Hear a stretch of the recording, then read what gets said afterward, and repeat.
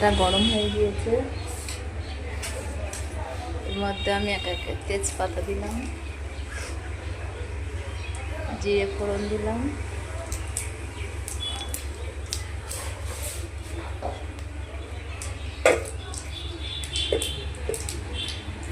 পেঁয়াজ,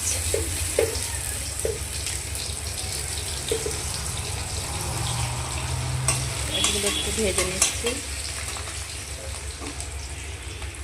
তার মধ্যে টমেটো কুচি দিয়ে দিলাম,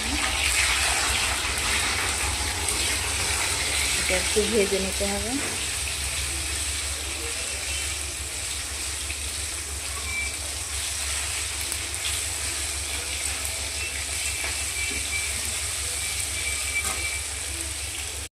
এবারে এর মধ্যে মটনটা মাখানো ছিল, এর মধ্যে ঢেলে দিলাম।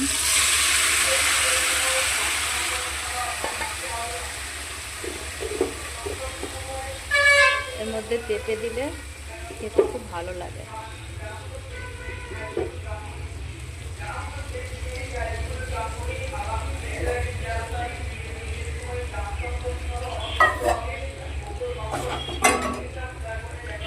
জল দিয়ে দিলাম।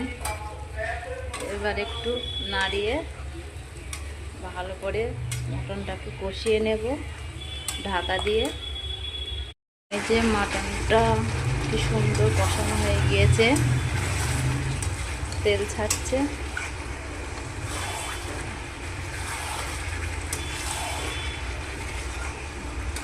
সুন্দরভাবে কষানো হয়েছে। এবার আমি একটু জল দিয়ে একটু ঢাকা দিয়ে গরম পানি দিয়ে নামিয়ে নেব।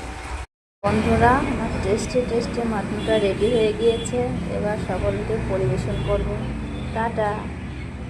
শুভ দুপুর বন্ধুরা, তোমরা সকলে কেমন আছো?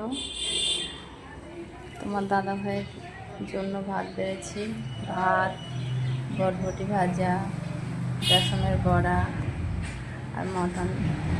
এটা আমাদের আজকে দুপুরের মেনু। ভালো লাগলে কমেন্ট করো। টাটা।